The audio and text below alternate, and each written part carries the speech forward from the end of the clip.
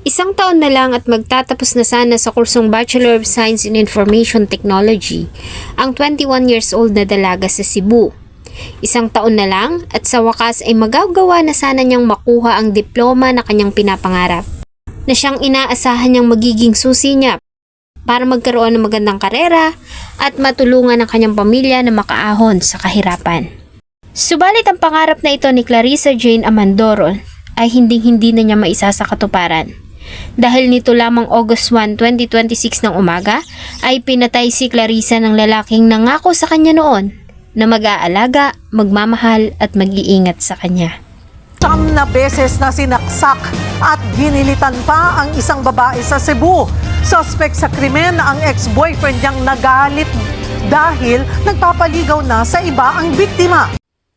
Mabuhay! Ako po si Evelyn Escobar, ang inyong crime story narrator. Bago po natin simulan ang ating talakayan, ay huwag pong kalimutang pindutin ang subscribe button at notification bell para ma-update kayo pag may mga bago tayong upload na videos. Salamat po! August 1, 2026 ng umaga, nang makatanggap ng tawag ang tanggapan ng kapulisan ng Sibunga Municipal Police Station. Ganon din ang tanggapan ng Municipal Disaster Risk Reduction and Management Office.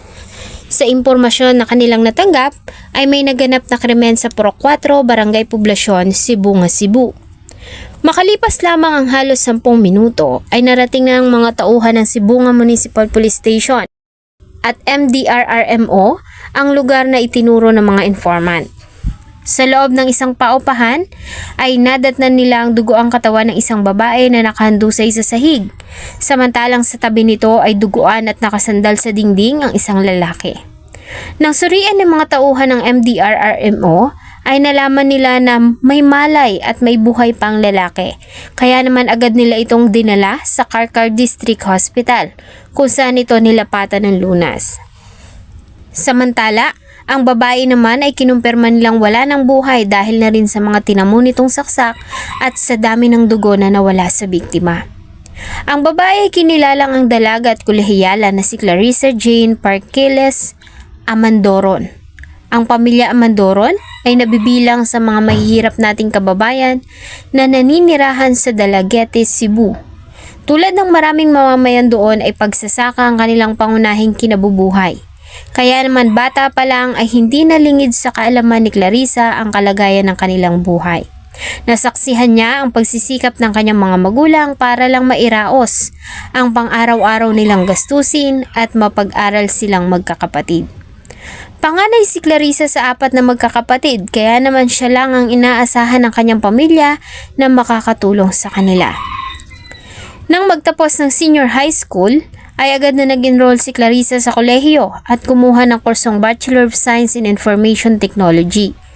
Dahil nga mahirap lang ang kanilang buhay ay mas pinili ni Clarissa na sa Sibunga na mag-aral dahil doon ay may mga kolehiyong nag-o-offer ng free tuition. May kalayuan din ang Sibunga sa Dumaguete, kaya naman nagbo-board doon ng dalaga. Kalaunan ay sumunod na rin doon sa kanya ang mas nakababata pang kapatid na babae na siyang kasama niya sa boarding house.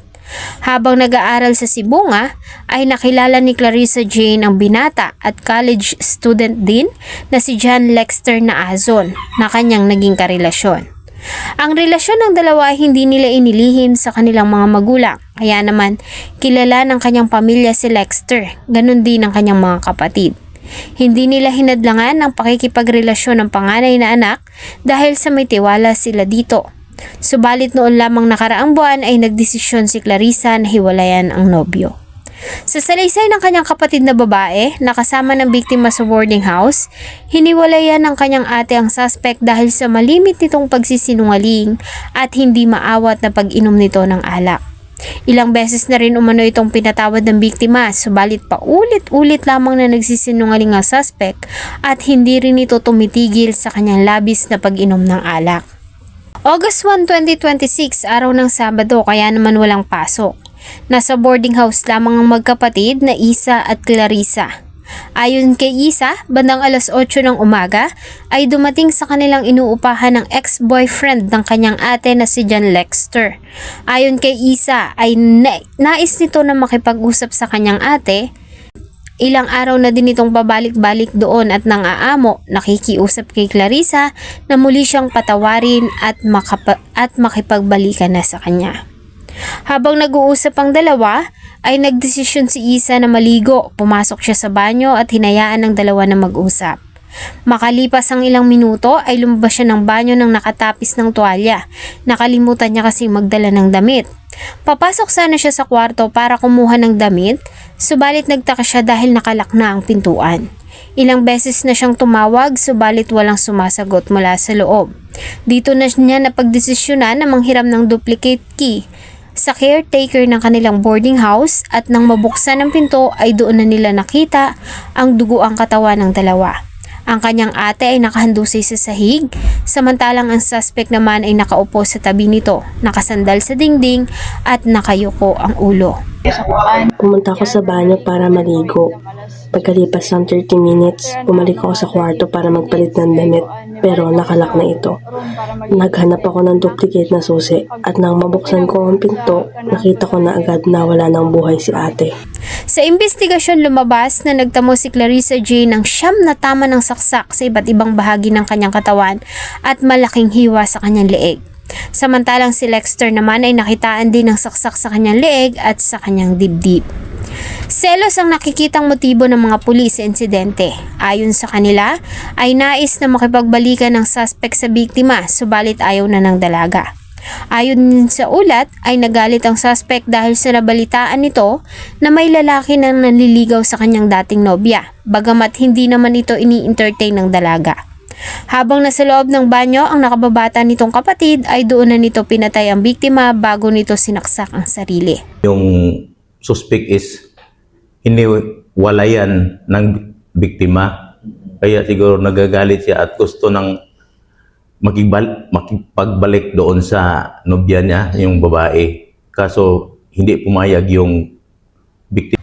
Sa ngayon, ang suspect ay naka-hospital arrest dahil sa nagpapagaling pa rin ito sa mga tinamo niyang sugat. Samantalang ang katawan naman ni Clarissa ay iniuwi na sa kanyang pamilya sa Dalaguete. Nakatalaga itong ihatid sa kanyang huling himlayan ngayong August 10, 2026 sa San Isidro Labrador Cemetery sa Mantalungon, Dalaguete, Cebu. Labis naman ang pagdadalamhati ng kanyang pamilya. Hindi nila akalain na huling beses na pala nilang makakasama si Clarissa noong July 31, 2026, kung saan ay ipinagdiwang nila ang karawan ng dalaga. Si Clarissa Jane pa naman ang inaasahan ng kanyang pamilya na tutulong sa kanila, lalo na nga at may 3 pa siyang kapatid na nag-aaral. Hindi rin makapaniwala ang kanyang mga magulang at mga kapatid na magagawa iyon sa kanya ng dating kasintahan. Maayos umano ang naging pakikitungo nila sa suspect at hindi na rin nila ito itinuring na ibang tao. Sabi ng iba ay marahil nagawa ito ng suspect dahil sa labis na pagmamahal. Subalit pagmamahal nga bang maituturing ang kanyang ginawa? Sa halip ay nagpapatunay lamang ito na tama ang naging desisyon ni Clarissa Jane na hiwalayan siya dahil sa hindi niya kayang kontrolin ang kanyang emosyon at galit. Ano po sa inyong palagay mga kababayan? Totoo nga ba ang kasabihang, ang labis na pagmamahal ay nakamamatay? Muli, marami pong salamat sa inyo pong patuloy na pagtangkilik ng atin pong mga videos. Huwag niyo pong kalimutang mag-iwan ng inyong saloobin at suggestion sa atin pong comment section. Again, ako po si Evelyn na naniniwalang walang perpektong krimen at lahat ay may kabayaran. Marahil, makakalusot kayo sa batas ng tao pero sa batas ng nasa itaas, hindi. Thank you so much everyone. Sana po ay samahan niyo ako ulit sa susunod pa nating videos.